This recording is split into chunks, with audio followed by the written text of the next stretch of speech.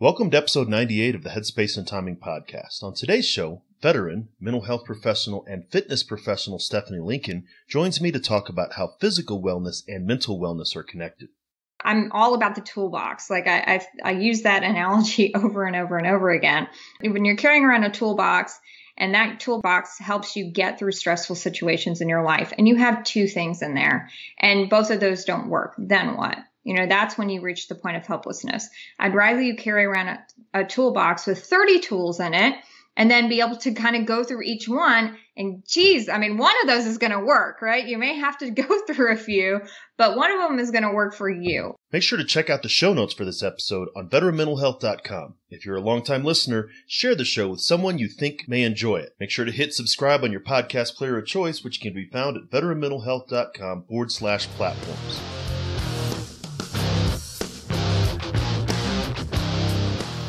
Welcome to the Headspace and Timing podcast, a show dedicated to breaking down the stereotypes around veteran mental health. My name is Dwayne France, and I'm a retired Army non-commissioned officer and a combat veteran of both Iraq and Afghanistan. After retiring from the Army, I took on a new mission as a clinical mental health counselor for my fellow service members.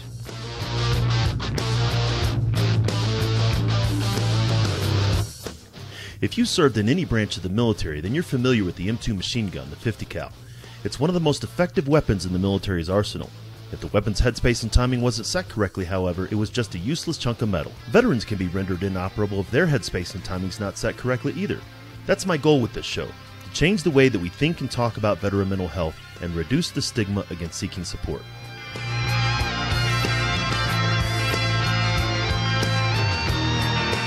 Each week, we'll talk with mental health professionals, veterans, and those who support service members, veterans, and their families. We're going to have real and honest conversations about a topic that most just don't like to talk about, veteran mental health. Let's jump into this week's conversation.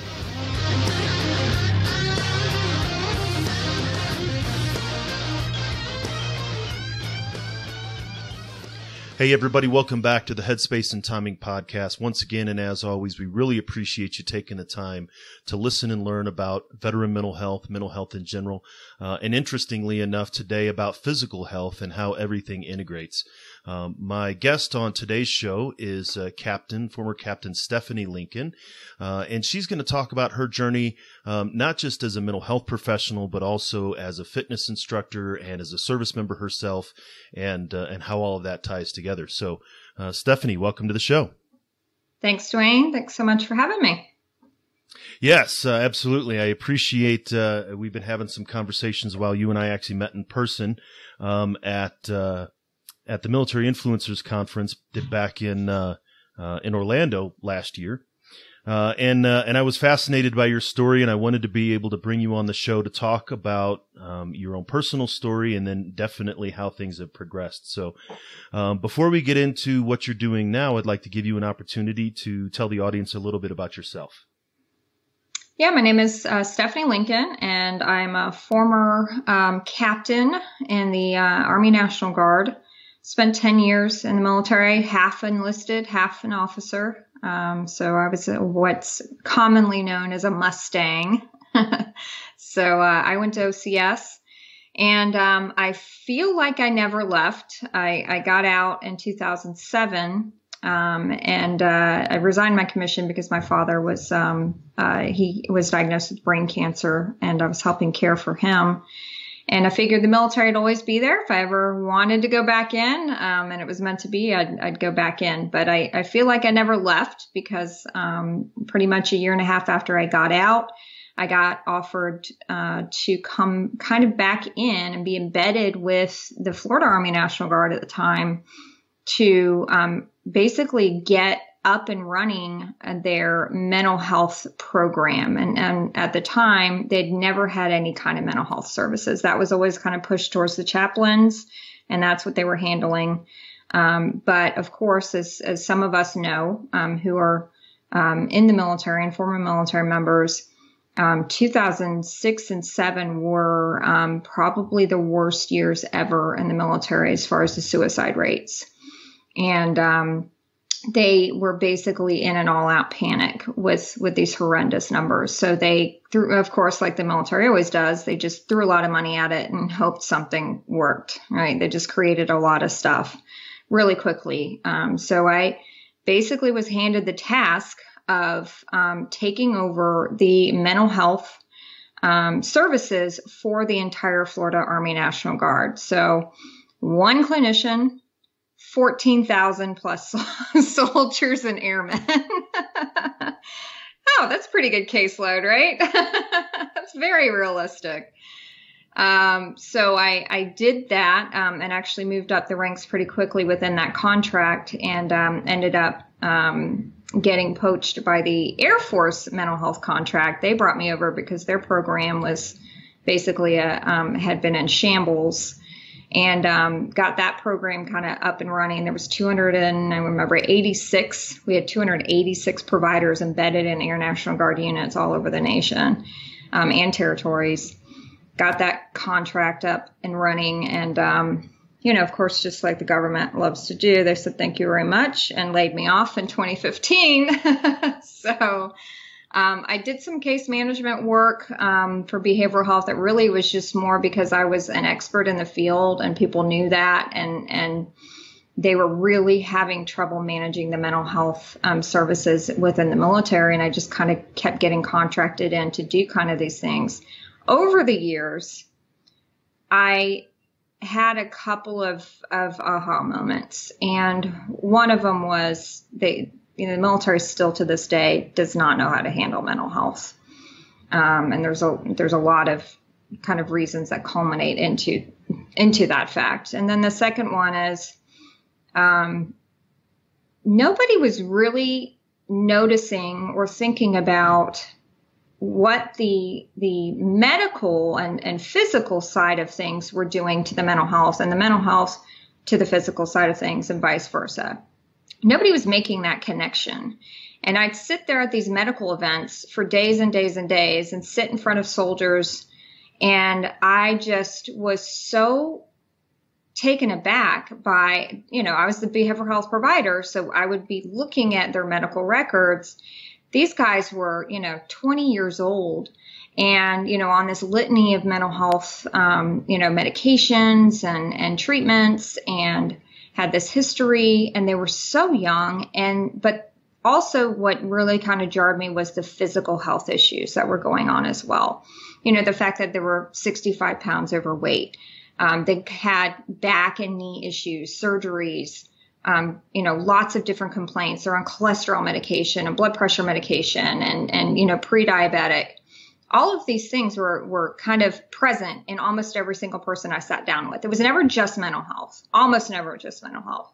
There was always some sort of physical medical issues going on in conjunction with that. And then add on the substance abuse. So it was, I seemed to be the only one making that connection, going, why is there not a dietitian or nutritionist sitting here talking with these soldiers too? Why are we not talking about this issue? And over the time, being a fitness professional, I decided I would love to kind of put together a program that encompassed both. See, and that's it's really amazing as you just described sort of that transition. So you had joined the military before 9/11. So you, like me, had that bridge between 9/11 and post 9/11. And then you became an officer, but you weren't a behavioral health officer when you were in the National Guard. Correct. I was not. I enlisted in finance, not because I wanted to be in finance. It was just because it was the job that the military gave me. And then again, after I got out of OCS, it literally was just like the job that the military gave me. They were like, okay, we have some signal officer slots. You're going to take one of those. I'm like, all right, I don't even know what that is, but okay, I'm going to do that. And then, actually, fortunately, I, being a natural teacher and, being just all about, supervising and encouraging leadership, I got actually invited to the OCS schoolhouse to become a TAC officer instructor. So, I spent the last 3 years of my time at that unit, and I got to do a lot of fun yelling and screaming and telling people to do push-ups and kind of mentoring and these future leaders in the military. So that was a lot of fun. So then how did you go from that, as a company grade officer, obviously an instructor, to being a licensed mental health professional? What was it when you left the military that caused you to want to get into mental health first and then later on physical health? I think personally for me, it was, and I think for many of us who end up in the mental health world, is because of a strong family history and early exposure to mental health issues. And it was a way for me to figure out why my childhood was so chaotic and, my own issues as well. And yeah, I think that happens a lot. I remember in graduate school, there was a lot of people in that seat, where they were just, had such, exposure to mental health issues as a child, family members. My mother's mentally ill. Pretty much everybody in my extended family is mentally ill. We have lots of suicide, lots of substance abuse, lots of domestic violence, sexual abuse. So it just kind of helped me maybe make sense. And I wanted to probably subconsciously kind of fix that and help other people not have to experience what I went through as a child and just absolutely having no idea why the things were the way they were. No, you're absolutely right. And that mirrors my journey almost exactly. My father, 3 of my uncles were Vietnam veterans. And as I, got into the later part of my career and I was leading these soldiers in Iraq and Afghanistan, that I knew that I couldn't be my father's therapist, but perhaps I could, in some way, help the veterans of today to stop or to keep from becoming who my father was later on in life, right? So this idea of how do we break the cycle? And so but your focus when you went into the mental health field, you weren't specifically thinking about working with veterans again or service members. No, I wasn't. I really, actually, the thought never occurred to me, which is so funny because I was in the military, getting my degree. So, I actually ended up kind of straight out of getting my graduate degree, worked with teenagers mainly. And actually, I worked in the prison system, so the juvenile justice system, and I was specialized in sex offender therapy and assessments. And also assessments of high risk, juvenile criminals. So basically attempted murders, arson, very serious things. I was doing assessments on and working within this prison with convicted juvenile sex offenders. So that was my career path for a while. And it was great work. I would say I'd go back to it in a heartbeat. It was a lot of fun. Learned a lot working in a prison. If you ever want to learn a lot immediately, go work in a prison. Especially as a therapist, you learn that boundaries lesson real quick. So I actually, again, ended up everything I ended up doing in my career thus far has just been completely happenstance. It really has. So I'm just kind of drifting with the universe and got laid off from that job. And that's when I got a call from my former battalion commander and my company commander. This was after I had gotten out of the military. And they said, hey, we have this brand new position to take over the mental health, to set up this program. And we know you're a licensed clinician. You were in the Guard. We want somebody who wore the uniform and who understands the Guard, because it's very different. And we don't want some bleeding heart therapist coming in here who has no idea what the military is and just has the learning curve is going to be so steep and we have a problem. It needs to be fixed right now. So we don't have time to teach, a brand new clinician coming in here, the nuances of military life when we have an emergency going on with our suicide rates. And literally the 4th day on the job in that position, I had my first suicide. So it was hitting the ground running and really I was literally standing in the kitchen with this grieving family 4 days in. Wow. I mean, and it I don't like to say that it fascinates me, but understanding the difference between supporting mental health in the active duty component versus supporting mental health in the reserve or the Guard component. The fact that you said you had 14,000 people on your caseload, right? And those of us who are clinicians, we know that that's, ungodly number, and it was just you. Whereas if you were in active duty, you would have had, at least at that point, and this was early on in 2009, as you said, but you would have had a behavioral health team. You would have had more support, but here it was just you. One of the things that I often think of when it comes to working with National Guard specifically is, Guard members and reservists are so isolated, and we know that that is a risk factor for suicide. But you get off a demob, or you may only see your people once a month and annual training twice a year. But sort of the isolation of the National Guard is built into the structure. And when you put the stress of, like you said, 2006, 2007 on top of that, that's when you get the problems that started to emerge in 2009, 2010.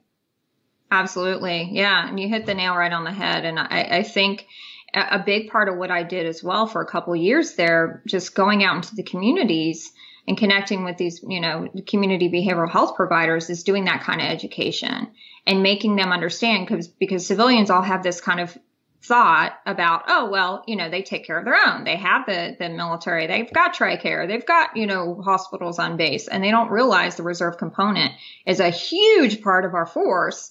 And they're deploying just as much, if not more, than our active duty components. So, that's the difference. And the way I would describe it was, hey, just imagine if you go in and you get your groceries, right? Somebody's bagging your groceries. That guy right there, maybe a week ago, was sitting in the middle of Afghanistan, going on this patrol where he thought maybe he might lose his life. And now he's back to bagging groceries. Let me tell you what kind of adjustment that is. That's different than active duty. They come back, they go to the base, they're on the same base they're around other soldiers that they deployed with. They have that connection, they have those resources. But if you're going back from, sitting on top of a tank and doing convoys to bagging groceries the next week, and just expect everything to be just transition beautifully, you got something else coming. That's a great point. I always talk about, veterans hiding in plain sight, but even this is service members hiding in plain sight. You don't know, if you go to the store later today, if the person behind the checkout counter may have been a Gulf War veteran, right? Or may have served in the 80s in the Marines, right? And so there's this idea of, there are veterans, some more, some less in some communities. But even then, especially in the Guard and Reserve components. And the other thing that you said is exactly right. The same thing happens in active duty. My first time in Afghanistan, literally we came off a patrol and, 2 hours later we were on a C-130. 2 days later I was back in base. But the person that I went on that last patrol with was sitting next to me because I was active duty, right? My buddy Brian was there and I had that support. But even the National Guard, service members, they don't have that support. It's gone. And it's hard for all service members and veterans, I think, to have the awareness that we need to address these concerns. But it's even more difficult when you're trying to develop that awareness in guardsmen and reservists. Exactly. Yeah. And, and even more so, now how many years later we're talking about, after multiple deployments, and, it's just, our force is definitely at its, spread. It's spread very thin as far as, its ability to kind of continue with this never ending war, right? In past conflicts, they've had some time to recover and reset, right? And our force hasn't had, a moment to do that. Now, I know the op tempo is a lot slower now, but that doesn't mean that, they're not still deploying and they're not still, kind of on edge and on guard, and how many more deployments am I going to have? So, coming home, especially, and not having those resources on the guard side of things. And I would argue even on the active duty side of things, there's a lot of interventions that the military could be engaging in and using in its toolbox that it's missing out on, because as we know, the military tends to kind of be slow on the uptake when it comes to innovations in medical treatments and mental health treatments. I hope that they were going to learn from the past and, especially the Vietnam era veterans, how we kind of really failed our warfighters in with that era of warfighters. But, that's part of why I put together Fireteam Whiskey, was to kind of bring in every aspect that I could find with the latest research in what is going to address as many issues as possible to get this warfighter or veteran healthy. And also, translating that to our first responders, because again, who better, who has more exposure, just like our veterans, on a daily basis almost, to these stressful situations, these fight or flight responses, this constant re-exposure to trauma. And we just expect them to do their job. Oh, well, they have insurance, they have pensions, it's just like, okay, they're going to be taken care of. Why are we not throwing the most innovative research, whether it be medical, nutritional, fitness, wellness, at our, community, the people who serve their communities and country? You're absolutely right. I've often said it before, and actually have another show coming up where we are going to be talking about the overlap between first responder mental health and veteran mental health. But we are having a national conversation around veteran mental health. We're not having that national conversation around first responder mental health. It's starting to emerge, I think. But each force, each department, each unit itself is sort of a self-contained, maybe the county sheriff's office or anything like that. But so many veterans didn't make that transition. I think, I've got 6 or 7 of my former platoon members are now cops or firefighters or EMTs, right? Medics will go from, being a medic in Afghanistan to then switching over to being an EMT. And not only being exposed to current trauma, but also re-experiencing past trauma and things like that. And so, there is a huge crossover between the military community and the law enforcement community or the first responder community. Yeah, absolutely. And so, in creating Fireteam Whiskey, we certainly didn't want to leave them out. And especially with the reserve component, a lot of these reserve component service members, that's what they do. They're, 9 to 5 on Monday through Friday or whatever. They're doing shift work, at the local hospital, or, they're a policeman, or they're in corrections. So they're firefighters. So and then they're serving their countries on the weekend and whenever they get deployed. So, and there's a lot of overlap with these kinds of medical issues, their nutritional issues, the obesity levels, and, there's a lot of staggering statistics when it comes to police members and firemen, when it comes to cardiac related illnesses and mental health illnesses. They have much higher risk. So the fact that you have this one specific job makes you much more increased in certain areas. I've seen up to 40% for firefighters to have a cardiac event. Right. And this goes into, as you said, the link between the physical and the emotional psychological portion of all of this, right? If I, as a mental health professional, am only focusing on the mental health of the individuals I'm working with, then I'm missing a whole lot. I'm thinking back to Iraq and Afghanistan. We were fueled on caffeine and edgy irritation, right? That was sort of how we operated business. Sleep deprivation significantly, deliberately in many ways. And almost as a point of pride, right? And so, discounting the meals ready to eat, or binging on calories in the DFAC because you haven't had, a decent meal in 3 days, the nutrition and here I'm thinking about the things that we eat, the things that we drink, and the things that are made available to us in the military. That's one thing, on top of the fact that we're wearing, 70, 80 pounds of gear and pounding our knees and legs and all that other stuff. All of this physical health plays a role in how good we feel, which also plays a role in how good we mentally feel. Yeah, and exactly. And you know, the simple prevention is really what's very frustrating to me. You know, there's lots of research out there that's open to anybody who's looking for it to show the links of just minor dietary nutritional deficiencies and mental health diagnoses. And a lot of these symptoms can be mitigated, if not completely eradicated, with just a specific essential fatty acid or micronutrient that you just happen to be missing in your diets. So when we're looking at, you know, especially if you're out in the field, if you're out in the middle of nowhere on a fob that doesn't have much of a, you know, a DFAC, and they're handing you MREs for most of the time you're out there, and you're not getting those fresh vegetables and fruits, right, which contain a lot of those micronutrients that our body needs to function appropriately, you're setting up the body to start kind of this cascade effect. So not only are you under, stress on a daily basis anyway, because you're deployed out on a fob and who knows what happened yesterday or what's going to happen today, then you're not providing the appropriate nutrition and you're stressing the body out.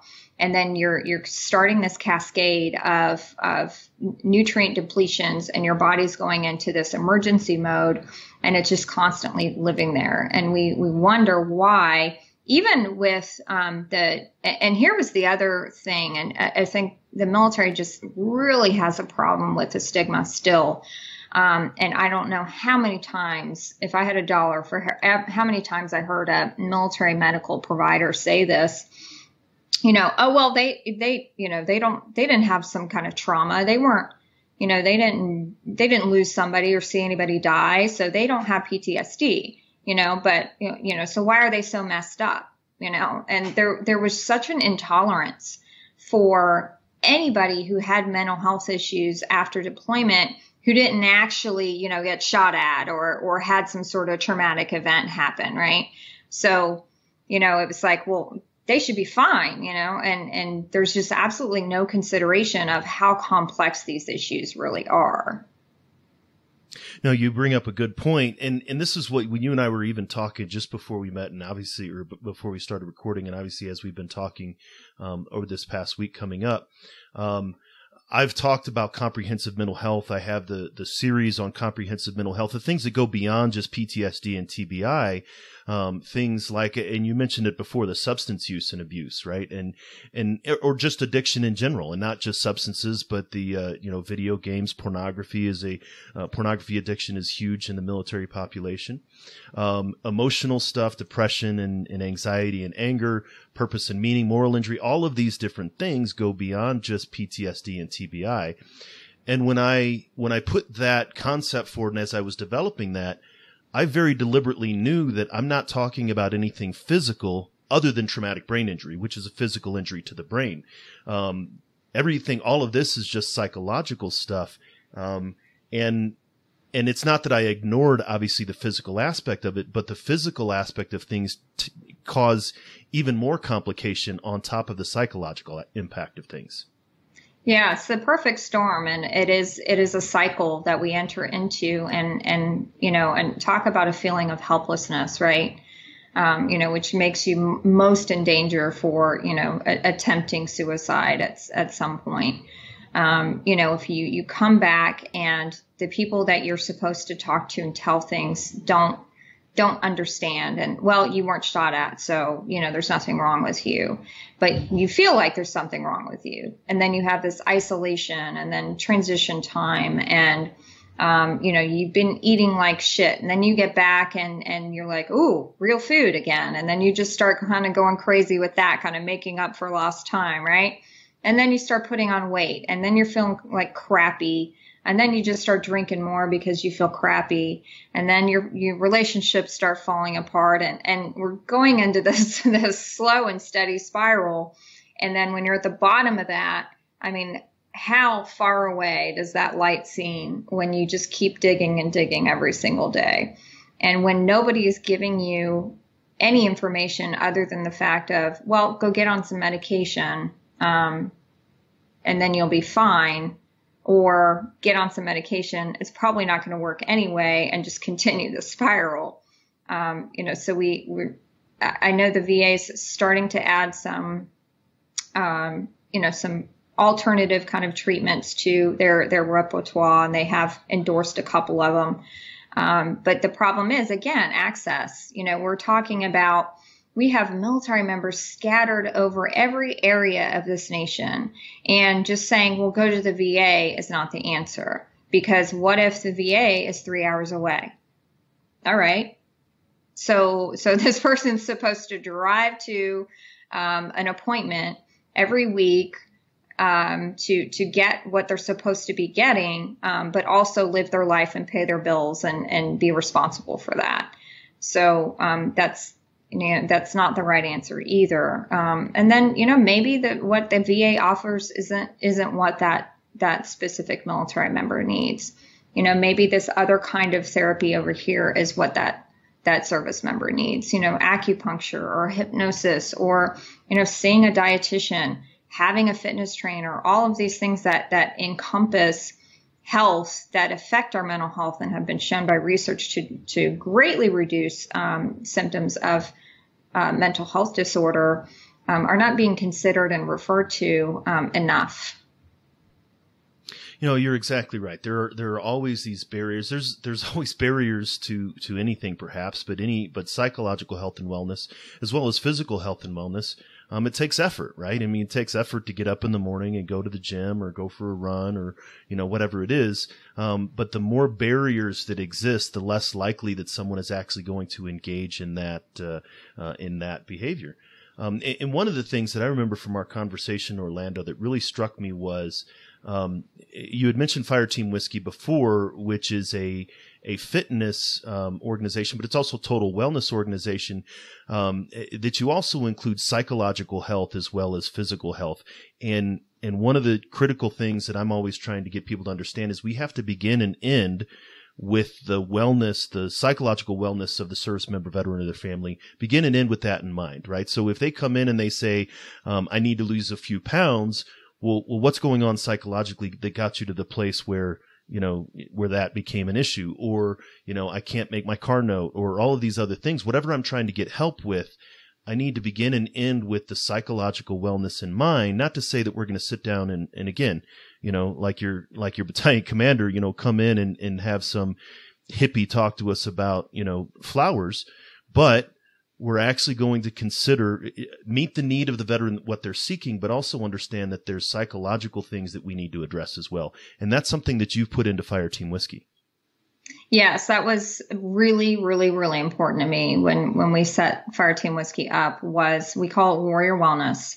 And all of our participants have access to, we probably have 50 videos now where I myself do education on, or we bring in experts in the field of everything that you can think of that touches mental health, physical health, everything from, I brought in a TBI specialist from the VA. I brought in chiropractors, even financial managers who talk about, getting your financial health in order. Meditation experts, motivational speakers, basic nutrition, how to read a nutritional label, which almost nobody has any kind of background and training in, to stretching and yoga and, just self-care kind of things. We do have, talks about PTSD, mental health, depression, nutritional deficiencies, and common mental health disorders, and how you can supplement and find those in whole foods.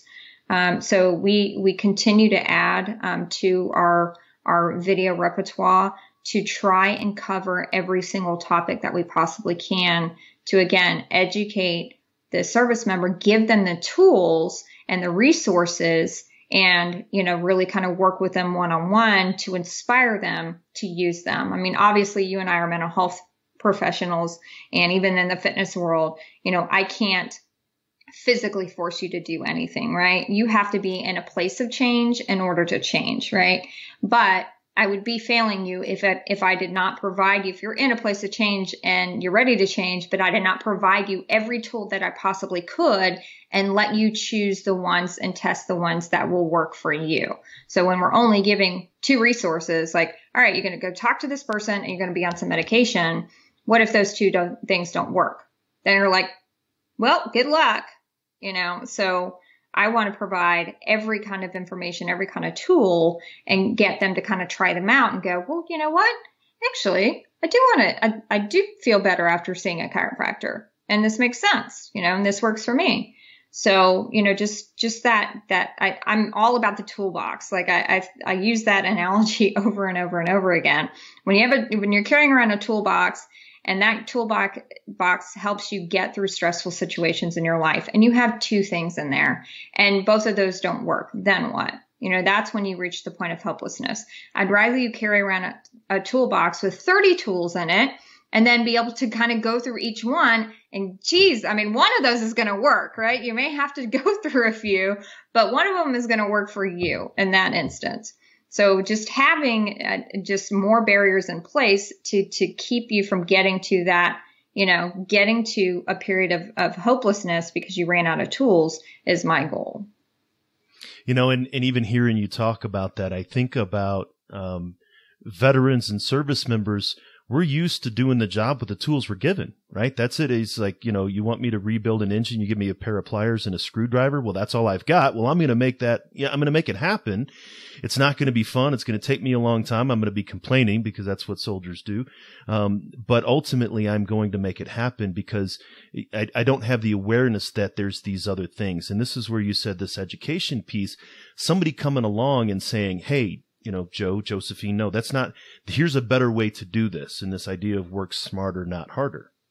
Exactly. And it also, and here's what happens when you also only have a couple tools. You reach hopelessness very quickly, but also you feel like there's something wrong with you, that you are the reason why those tools don't work, that there is something innately wrong with you and your situation that makes your future hopeless, right? So, okay, well, I started taking this medication and they said it was supposed to work. Well, there must be something wrong with me. Apparently, medications don't work for me. So I'm going to feel like this for the rest of my life. And then you get into that spiral. I can't live like this for the rest of my life. Might as well kill myself. So, we want to avoid that as well, because when these tools don't work, a lot of times they're self-blame, and that your situation is specifically different enough from everybody else's why this medication didn't work for you. But nobody's telling them up front when they prescribe the antidepressant that 50% of the time it's not going to work. That's in research. So there's only 50% efficacy for antidepressants. But nobody told you that when they wrote you the script. They're just like, okay, you're diagnosed with this. Go get your script and have a nice day.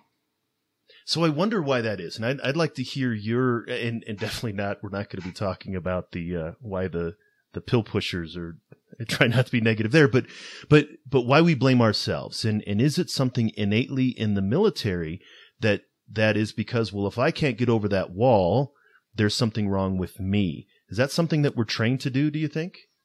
Oh, absolutely. Because, we're taught from, day one when you get to boot camp, right? Or whatever your basic entry training is, that you're not good enough the way you came in. We've got to make you the tool that we need, to serve the military, right? So you're taught from day one that, here's the way you need to be. Here's how you need to function.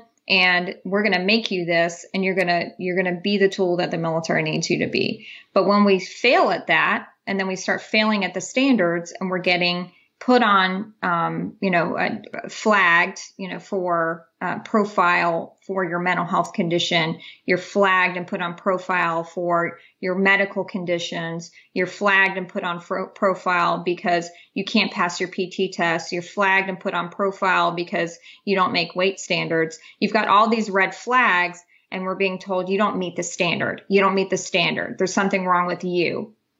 there's no kind of going in and saying, we take responsibility that maybe the condition you're in right now is our fault, right? And we did this to you. It's more meet the standard or get the hell out. You're going to be processed out. And it was, and spending probably more hours than I can recall at medical events. That was always the approach. Meet the standard or get out.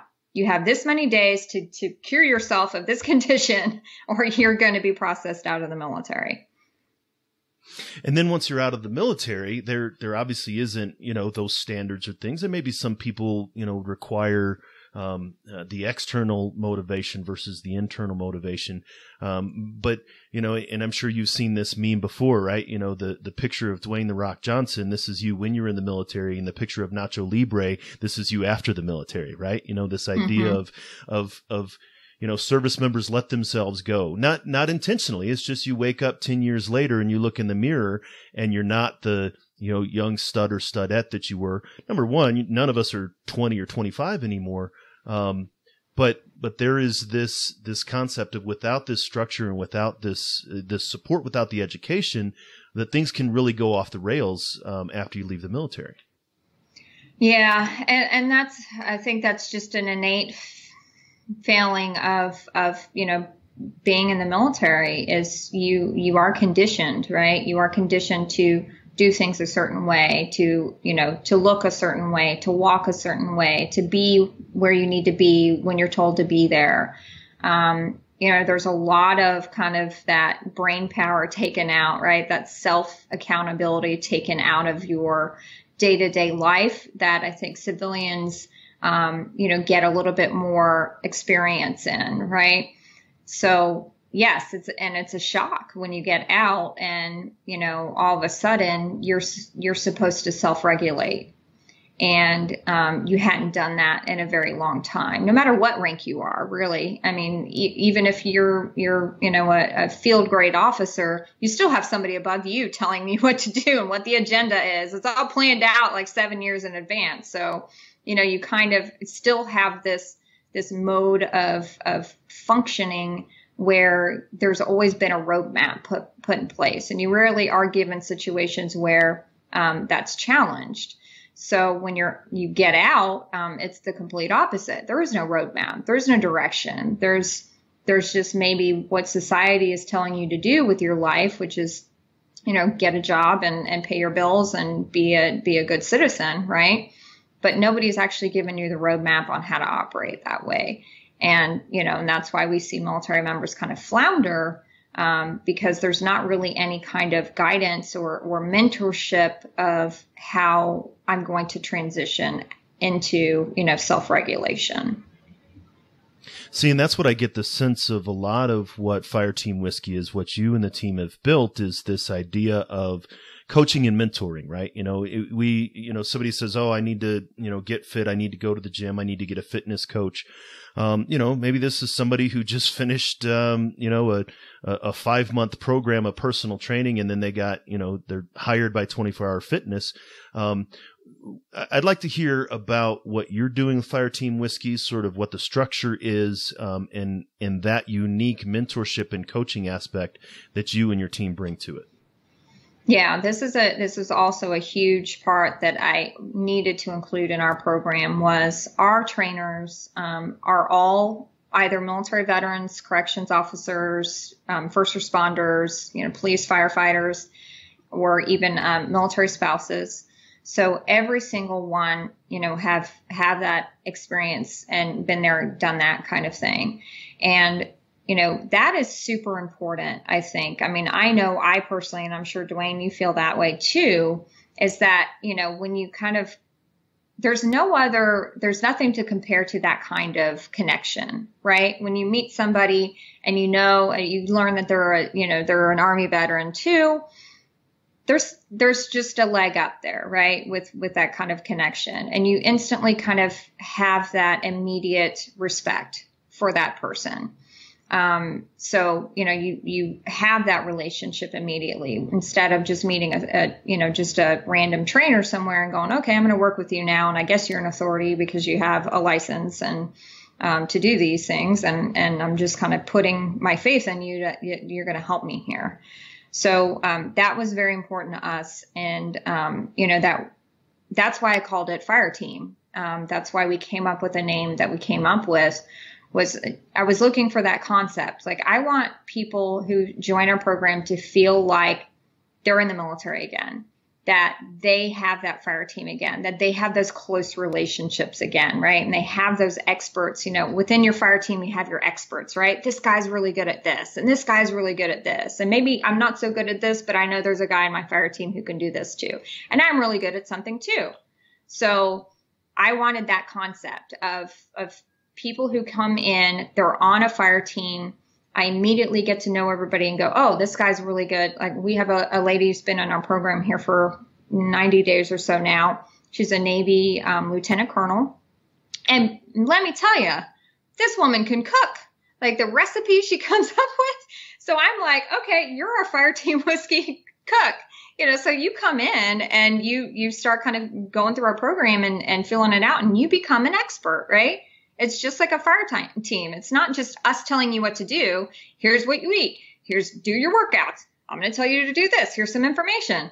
It's you become a contributor to our program. You give other members advice. You're kind of the resident expert on, how to make a sugar-free cake, because this woman can do it. And God forbid I attempt something like that. So she's my expert within the fire team. So that's what we kind of built in, was that sense of community, and we're in this together. Like, we may be very different, just like, when you're in the military, you had different kinds of personalities and different kinds of people in your unit, but everybody kind of had their niche, right? And that's how you felt like you belonged, and that everybody's kind of in this together. And we need your expertise in order to help me go a little further on my path, and we can all accomplish this mission together. And that's very important, right? Nobody wants a drill sergeant barking at them. I'm 45 years old, right? I don't necessarily need, somebody, yelling at me like I'm, just getting into basic training. But then that mutual support and that encouragement, and even that accountability. And this is a way to sort of, establish some of that structure. But if somebody's listening to this, says, oh, this sounds great for me, or maybe I know a veteran or my family member. But this isn't just like we have to be in Florida or wherever you're located to do this. You're establishing this through digital media and online, right? Yes. And that was a really important part of this program for me, was that anybody could do this anywhere. So I have had soldiers out in the middle of nowhere in Iraq doing our program. I've had 2 sailors now so far do our program while they were deployed out on their aircraft carriers or whatever they were on. I don't know Navy speak, so I'll just make something up. So yes, it's all digital. You live stream the fitness videos online. We actually are launching an app on hopefully March 1st. I'll keep my fingers crossed on that. So we'll actually have an app as well that you will be able to access all of your Fireteam member site information and videos. All the nutrition plans are online, so you can download PDFs, you can download the videos. We also issue you, when you join Fireteam Whiskey, a USB dog tag with some of the fitness videos already preloaded on them, along with the nutrition plans and a fitness manual with instructions. So you get your FM-22 in digital form on your USB drive. So you can, even if you don't have access to internet at that time, you still can do your program. You see, that's great. And I think this is, again, very important to understand that as our physical health goes, so goes our mental and our psychological health, and being able to, we need balance in everything, spiritual, not necessarily religiosity, but just connection to a higher power, the psychological, the emotional, and of course the physical. And if any one of those things aren't at least on a balance level, if not at an optimum level, then the other ones suffer, and they're all tied together. Yes. And actually, as a part of our Warrior Wellness program, I interviewed my favorite chaplain. He was so sweet to do an interview with me. And he said it best. I mean, he really just said, when you're at when you're at disease, disease, if your body is diseased, then you're at dis-ease in your spirit. And you need to be taking care of both. So taking care of your spiritual health is helping you with that dis-ease. And taking care of your physical health is your burden as a person who was given a body, by whatever spiritual being you believe in, that you need to be free of disease as well. And, not point the finger and looking for and being angry at the world for, the circumstance that you're in, but actively see it as your spiritual, mission to take care of both of those things, because they were a gift that was given to you, by, whatever you believe in. So, he said it the best. And I said, I'll never forget the way you just said that about the spiritual health and how important that is. And I really appreciate, and we talk a lot about holistic, and holistic has its own sort of, herbs and berries kind of stigma to it. But the way that you've put Fireteam Whiskey together to address all of this, the whole person, the idea of being holistic, that seems like something that's really great, and it works well for a lot of people. So if somebody's interested and they want to learn more about Fireteam Whiskey, this is are there some paid versions? Is there subscription? What does it look like with that? Yes, we have a couple of different packages that you can purchase. You can always try it for 2 weeks free. So we have a 2-week try it for free trial for anybody who just wants to kind of come in and see what it's about and not making a commitment, and that's perfectly fine. And we also have a 100% money back guarantee that if you do our program for 30 days and you see absolutely no results, then we will give you your money back. So, we're not in this obviously I want to make money, but I'm not interested in just taking your money and who cares if you show up, which is what most gyms on every corner of every road in this nation does, right? You never hear from your gym unless you stop paying them, right? They never call you and say, hey, how's it going? How's your program going? Are you seeing any results? Is there something additional you need? Or is there some sort of information we can provide to you, or kind of reset and see if we can kind of optimize this program better for you, right? You never hear that from a gym. As long as you pay that monthly bill, that's all they care, and you won't ever hear from them until you stop paying. So our programs are, you can make a commitment to 90 days, 6 months, or an entire year. And then we have our training programs, which are monthly. So it's 30-day programs where you get your own personal virtual trainer assigned to you, and you get to pick your trainer. So you can see who you want to work with the best. And they will work with you every single day of that program, via, text or phone calls or however you want to work it out, and make sure that you stay on track. Because, as we all know, this is a journey and everybody's bio-individual, right? Everybody's journeys are going to be different. So, where I'm starting today is not where you're starting today, and everybody else in between. So that's why our programs are so personalized. We speak with you, we find out where you're at right now, we make recommendations for which fitness programs would be best for you, which of our nutrition plans would be best for you. And then we constantly check in with you to see how it's going. And if it's not working, then we're going to try some other tools, right? Again, we're going back to the tools. And then also make suggestions about, maybe what you're personally struggling with. And we have some Warrior Wellness videos to kind of give you those resources and education in those areas. And you can kind of look at maybe getting some more resources where you live to further enhance your wellness journey. So that sounds great. So if somebody wanted to hear more or find out more about Fireteam Whiskey, how can they find you online, maybe social media and things like that? Fireteamwhiskey.com is the best place to look for us. On Facebook, we are at Fireteam Whiskey. Instagram, we are Fireteam Whiskey Military Fitness. Twitter, we're at Fireteam Whiskey. And YouTube, Fireteam Whiskey. That's I've been connecting with you obviously through all of those, but I'm definitely going to make sure that all of those are in the show notes whenever the show comes out. I really appreciate you taking the time to join us today to talk about the critical importance, the link between physical health and psychological health. Thanks so much for letting me share my story and about, how we're doing something different for our veterans and our warfighters and our community responders. Absolutely.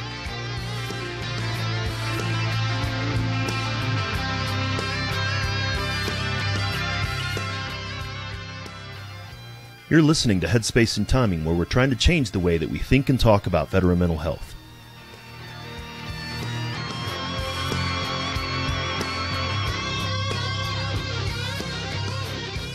When Stephanie and I met last year, it was obvious that her passion is to help service members and veterans with their fitness.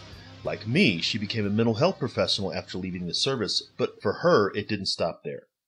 We know it. It gets hard. I have a job where I sit and talk to people all day. I'm not as active as I used to be, and I'm not as young as I used to be. Once you get to the north side of 40, lots of stuff changes. Metabolism, motivation, hormones, all kind of stuff. Add on top of that the physical and psychological impacts of our military service, and physical health kind of goes out the window. It's easy to grab and go, pick up fast food on the way home, and don't hit the gym. Nutritional fitness, which many of us don't necessarily have, is as important as physical fitness and mental fitness. It all ties together. Take a look at what Stephanie and her team are doing and engage in some healthy living. Thanks for taking the time to check us out. If you want to find the show notes for this episode, go to veteranmentalhealth.com/HST098. While you're there, share the link to the show with someone that you think may enjoy it. While you're checking it out, consider dropping a rating or review on the show. It helps for the show to rank higher in searches. You can also find out how to share feedback on the podcast player you use by going to veteranmentalhealth.com/platforms.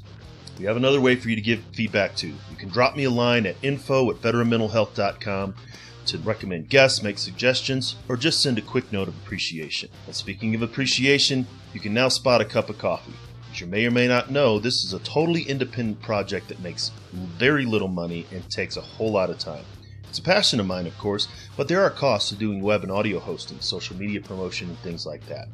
If you feel like you can spare a bit for a cup of coffee, then head over to veteranmentalhealth.com/coffee to put some paper in the tip jar. Just a reminder that the guests and information on this show are for educational purposes only. They're not meant to be considered professional advice. Well, I'm a practicing therapist, and so with Stephanie, we're not your therapist. If something you've heard on this show makes you think that you could talk to somebody, then reach out to do so. I'd like to thank Doc Todd for giving us permission to use his track, Not Alone, from his album Combat Medicine. Doc's trying to bring the discussion about veteran mental health out of the darkness and into the light, and you can see all of his work at therealdoctodd.com. Make sure to join us next week for another great episode, and until then, remember veterans, you're not alone. Ever.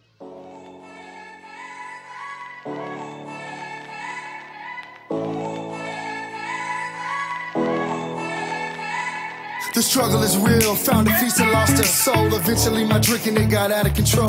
There in darkness I roam, struggling to find home. See, suddenly death didn't feel so alone.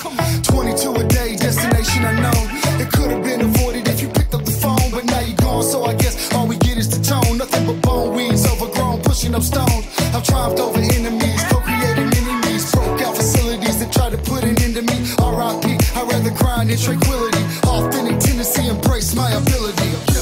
I try so hard to have faith. I bow my head and I pray. Lord, please lend me the strength to carry on and keep staying. How this life so demanding, so much pain on this planet. I heard each time my way, but with you I'm not alone. Not alone. Ah, yeah. And every time that I fall, I'm a call.